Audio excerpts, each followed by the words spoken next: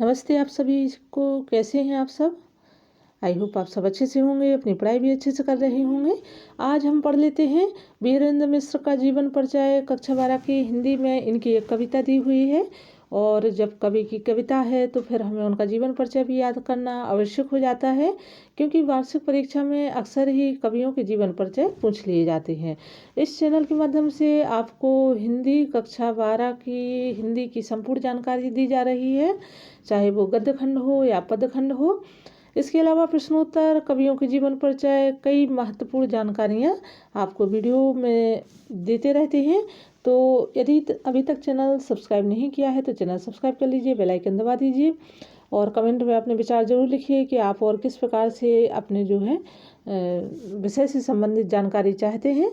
आने वाली वीडियो में आपको 1-2 दिन में जो संपूर्ण हिंदी के जो सिलेबस है, जो अभी थोड़ा सा कुछ पाठ कम हुए हैं, सिलेबस तो वही है, 2-4 ऐसे जो है पाठ हैं उनको कम कर दिया गया है, तो उसका पूरा जो सिलेबस है आपको वीडियो के माध्यम से दे दिया जाएगा। सबसे पहले हम इनका जीवन परिचय देख लेते हैं। वीरेंद्र मिश्र का स्थान नवगीतकारों में महत्वपूर्ण स्थान है, यानी कि कहने का अर्थ है कि जो नवगीतकार थे, नवगीतकारों में वीरेंद्र मिश्र का नाम आता है। उनकी लेखनी में कंठ में एक अजीब सा माधुर्य था। मिश्र जी सरस्वती के वरद पुत्र हैं। कवि तथा गीतकार वीरेंद्र मिश्र का जन्म दिसंबर 1927 को ग्वालियर में हुआ था। तो आपको कहाँ से याद करना है? कवि तथा गीतकार वीरेंद्र मिश्र का जन्म दिसंबर 1927 को ग्वालियर में हुआ था।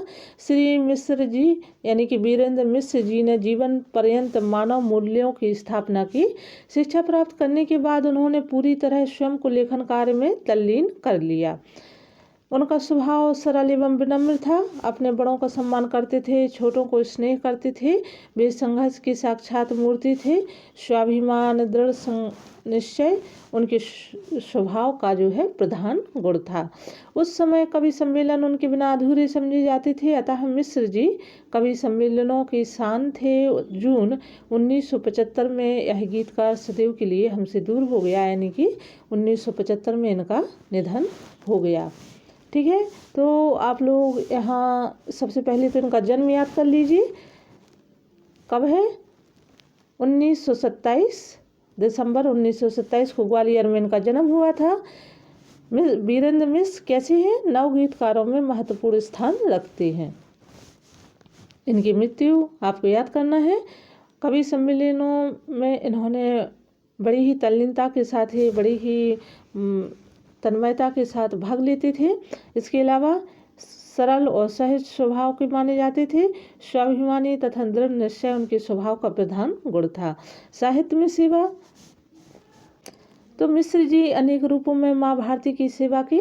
वे गीतकार तथा गद्य लेखक के साथ साथ एक सफल पत्रकार थे। वीरेंद्र मिश्र आधुनिक कविता की वर्तमान पीढ़ी के सबसे अधिक लोकप्रिय कवि माने जाते हैं। मिश्र जी छायावादोत्तर गीतकार हैं।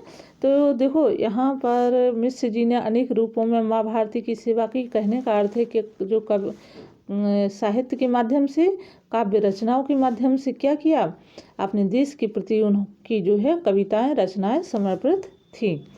गीतकार तथा गद्य लेखक, यानी कि जो गीतकार, जो उनकी कविताएं थी वो कैसी थी? गायन शैली की थी। इसके अलावा गद्य लेखक जो गद्य, जैसे अभी मैं आप लोगों के लिए जीवन परिचय पढ़ के सुना रही हूँ, तो ये पूरा क्या है? एक गद्य लेखन है। के साथ साथ एक सफल पत्रकार भी थे। वीरेंद्र मिश्र आधुनिक कविता की वर्तमान पीढ़ी के सबसे अधिक लोकप्रिय कवि थे। मिश्र जी छायावादोत्तर गीतकार। छायावादोत्तर मतलब जो छायावाद युग था उसके निकल जाने के बाद जो नया युग आया, तो उस युग के मिश्र जी गीतकार थे। उनके गीतों में समय तथा समाज की प्रगतिशील आकांक्षाओं की अभिव्यक्ति मिलती है। उनकी रचनाओं में सामाजिक, सांस्कृतिक तथा राष्ट्रीय धरातल अत्यंत सबल है। उन्होंने अपने गीतों के माध्यम से जनमानस में आस्था और विश्वास को जागृत किया। उनके गीतों में जहाँ एक ओर भावुक प्रेमी के प्रणय की गूंज है तो वहीं दूसरी ओर व्यथा तथा पीड़ा के मार्मिक स्वर भी विद्यमान हैं। उनके गीतों में राष्ट्रीय गौरव के स्वर मुखरित होते हैं। अन्याय, शोषण, विषमता और विरुद्ध सच्ची मानवीय चिंता के दर्शन होते हैं। तो वीरेंद्र मिश्र जो हैं कैसे थे? प्रगतिशील आकांक्षाओं की अभिव्यक्ति उनकी काव्य रचनाओं में मिलती है। इसके अलावा सामाजिक, सांस्कृतिक तथा राष्ट्रीयता पर उन्होंने अधिक बल दिया। उनकी कविताओं में, उनके गीतों में उनको अत्यधिक उन्होंने दृढ़ता के साथ पेश किया है। अपने गीतों के माध्यम से जो आम जनता की जो विश्वास था, उनकी जो आशा थी, उनको जागृत किया है। तो इस प्रकार से इनका जो साहित्य में स्थान हो गया। अब हम देख लेते हैं रचनाएं। तो वीरेंद्र मिश्र की कौन कौन सी महत्वपूर्ण रचनाएं थी? गीतम, मधुबंती, गीत पंचम, उत्सव गीतों की लाश पर, वाणी के कर्णधार, धरती, गीतांबरा, शांति गंधर्व आदि प्रमुख उनकी कविताएं हैं। उन्होंने गीत, नवगीत, राष्ट्रीय गीत, मुक्तक के अतिरिक्त रेडियो, नाटक एवं बाल साहित्य में भी रचना की है। अब हम देख लेते हैं भाव पक्ष। तो इसमें हमें कुछ पॉइंट ही लिखने हैं। आप लोग 2 या 3 पॉइंट ही बना कर के लिखेंगे तो बहुत ही आप लोगों को अच्छे नंबर भी मिलेंगे और आपका जो है साहित्य में जीवन परिचय सही ठीक रहेगा। सरस एवं सफल गीतकार। तो वीरेंद्र मिश्र मूलतः गीतकार हैं। उनकी रचनाओं में सामाजिक, सांस्कृतिक और राष्ट्रीय धरातल अत्यंत व्यापक है। जनसाधारण उनके प्रेरणा स्रोत हैं। मिश्र जी सदैव सामाजिक समस्याओं के प्रति जागरूक रहे। कैसे रहे? गीतकार हैं, मुख्य रूप से तो एक गीतकार ही हैं। उनकी गीतों में सामाजिक समस्याओं के प्रति जागरूक रहे। हमेशा ही युग चेतना का संचार किया। काव्य का मर्म वही समझ सकता है जिसमें उत्सर्ग एवं त्याग की भावना निहित हो। गीतकार के भाव जगत में किसी भी प्रकार का कोई अभाव नहीं है। दूसरे नंबर पर हम देख लेते हैं कल्पना और यथार्थ का समन्वय। तो वीरेंद्र मिश्र की कविताओं में कल्पना और यथार्थ का सुंदर समन्वय देखने को मिलता है। जीवन में शाश्वत सत्य से विमुख रहकर कल्पना लोक में विचरण करना कवि को रुचिकर नहीं लगता। क्या है? जो रियल है, जो सत्य है, उन्होंने इस पर अधिक ध्यान दिया है।